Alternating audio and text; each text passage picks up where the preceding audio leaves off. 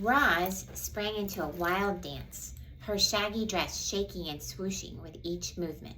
It was a wild party and took our robot to make it happen. Roz and the animals partied all night long. They weren't so busy singing and laughing and dancing that they didn't see the cargo ship as it sliced past the island. But the ship saw them. It saw the towering bonfire. It saw the robot, and then it quietly continued through the darkness. Chapter 67, The Sunrise. By dawn, the bonfire had dwindled to a smoldering hill of ash. Everyone else had gone home, and only Roz and Brightbill remained in the meadow. They lay in the grass together, watching as the soft light of morning crept up from the horizon. And then Roz said, "Let us go for a walk." The robot and the goose hiked and flew up to their favorite spot on the grassy ridge. But then they kept going.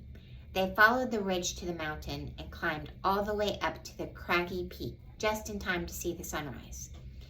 "I climbed up here once before," said Roz, as the sun's first rays warmed her body. "I sat on this very rock, looked out at the island, and thought I would always be alone. But I was wrong." "Are you happy, Ma?" The robot thought for a moment. "I am. I'm happy too." Brightbill closed his eyes and felt the wind and the sun. There was a slight chill in the air that made him feel alive. Everything seemed just right. And then he heard a distant buzzing sound. The goose squinted to the south and saw a familiar shape in the sky. He turned to his mother and said, "Ma, there's an airship flying this way." Chapter 68, The Recos.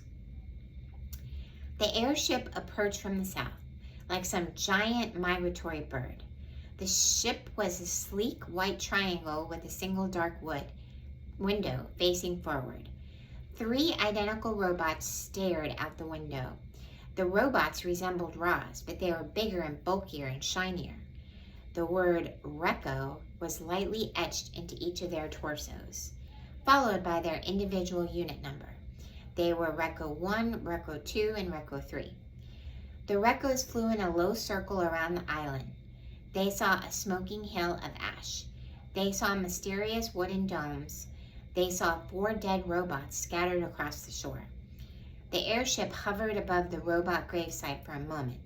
Then it floated up over the island and lowered itself onto a small meadow at the foot of the mountain. The engines blasted air toward the ground, bending trees and tearing grass. Then the landing gear sank into the soil. The engines powered down and all was quiet.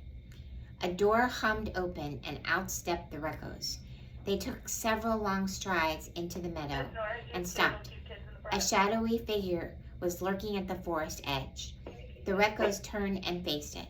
They stood flush together like a sparkling wall, and then the shadowy figure began to move. Out from the trees walked some sort of 2-legged creature. It was dusty and dirty.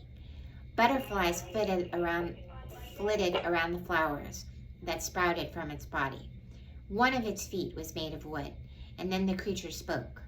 "Hello, my name is Roz."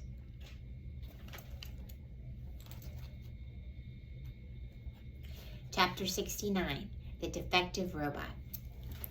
"Hello, Rosum Unit 7134. We are the Recos. We are here to retrieve all the Rosum units." The cold, flat voice came from the Reco 1. He and his partner stood absolutely still and kept their glowing eyes locked on their target. "There are 4 others," said Roz, "but they are dead." "We have already located the remains of the other units," said Reco 1. "We will collect them later. Now come with us." The 3 Recos motioned Roz to the airship, but she didn't move. "Where have you come from?" she said. The Recos turned and stared at Roz. "Do not ask questions," said Reco 1. "Where will you take me?" "Do not ask questions." "Why must I leave?" "Do not ask questions."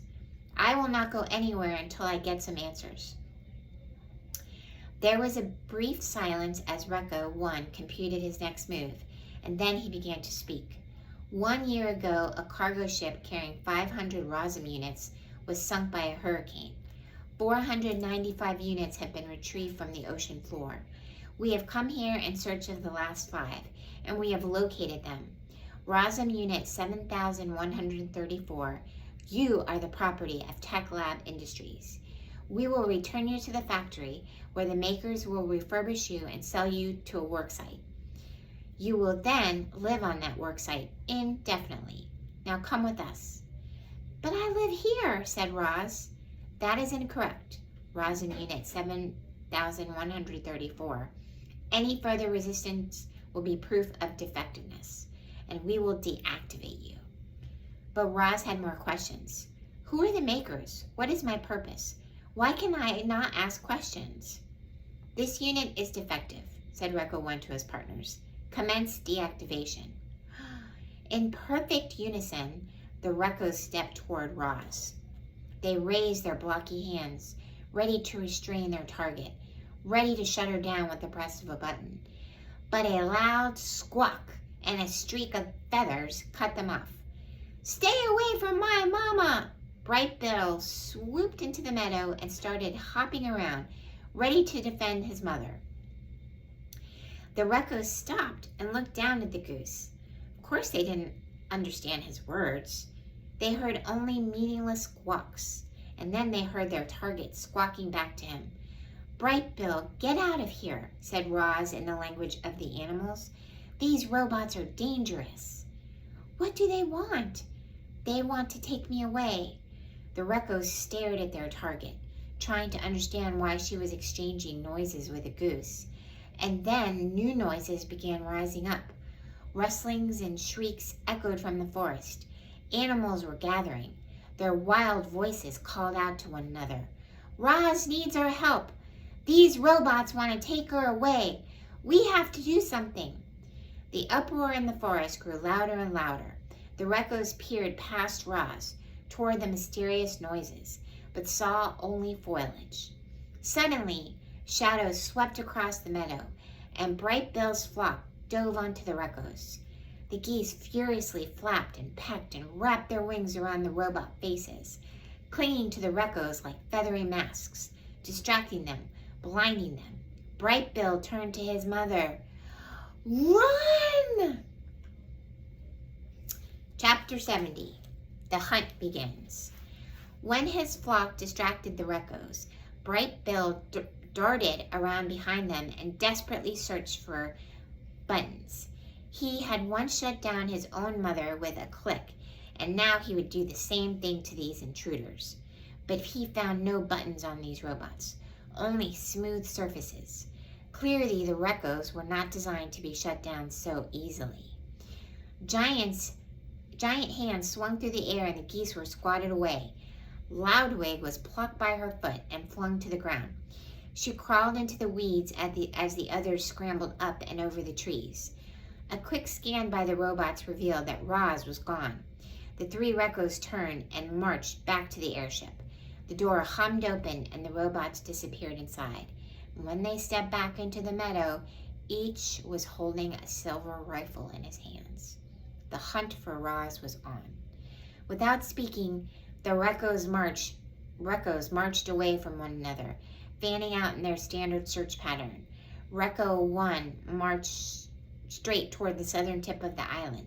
Recco 2 marched straight up the mountainside, and Recco 3 marched straight into the forest.